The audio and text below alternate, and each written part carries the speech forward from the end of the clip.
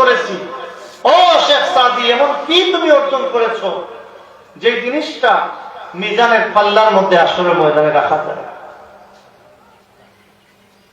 উনি খুঁজতে শুরু করলেন, হায় রে হায়, জীবনে কত গজল লিখলাম, কত শান লিখলাম, কত নাম লিখলাম, কত কবিতা লিখলাম, এমন কোন কবিতা তো এখনো লেখা নাই রে সাদি যেই কবিতাটা মিজানের পাল্লার মধ্যে রাখতে পারবে। হযরত শেখ সাদি পরেশান, কি লিখবেন, মিজানের পাল্লার মধ্যে রাখার জন্য কি লেখা যায়? খুঁজতে আছেন, এমন সময় মাথা আসলো দু জাহানের সরদার আকায়ে নামদার মদিনা মুনাওয়ারা, মদিনা ওয়ালা নবীর শানে যদি একটা কিছু লেখা যায়, হয়তো ওইটাই আল্লাহ রাব্বুল আলামিন মিজানের পাল্লার মধ্যে তুলে দিবে। তিনি শুরু করলেন লেখা, বালাগাল্লাহ বিকামালিহি কাশাফাত দুজা বিজামালিহি হাসনাত জামিউ খিসালিহি।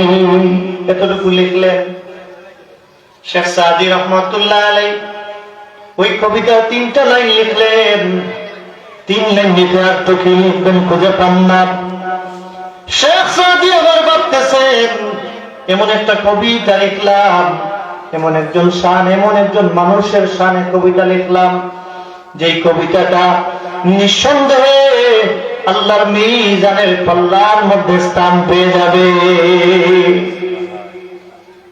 এটা মিজানের পাল্লার মধ্যে স্থান পেয়ে গেছে, যার জন্য কিয়ামত পর্যন্ত উম্মতে মুহাম্মাদি যত মানুষ আসছে গেছে, যত মানুষ আসবে, নবীর দুরূদ হিসাবে এটা পাঠ করবে। 3টা লাইন লিখলেন শেখ সাদি।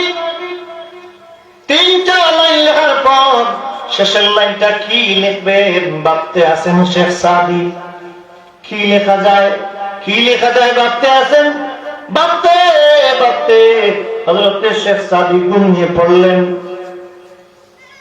ঘুমানোর কিছুক্ষণ পর স্বপ্ন দেখেন দু জাহানের সরদার মুহাম্মদুর রাসূলুল্লাহ সাল্লাল্লাহু আলাইহি ওয়াসাল্লাম শেখ সাদির ঘুমের ঘরে হাজির হয়ে গেছে।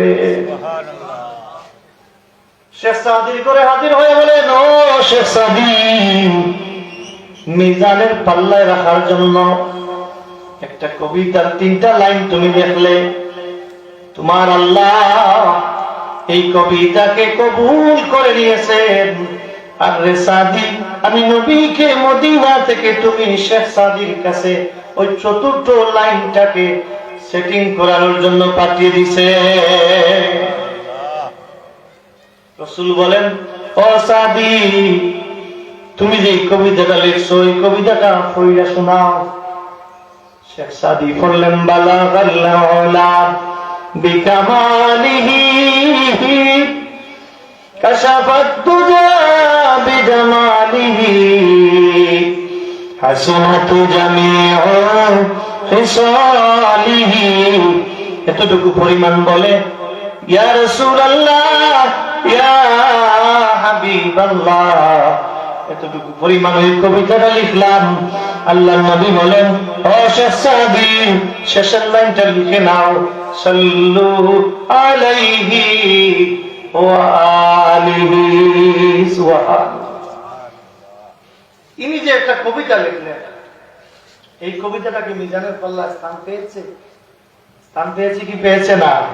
পেয়েছে, যার দরুন কিয়ামত পর্যন্ত উম্মতে মুহাম্মাদীর জবানে এটা দুরূদ হিসাবে লেগেই থাকবে। বলে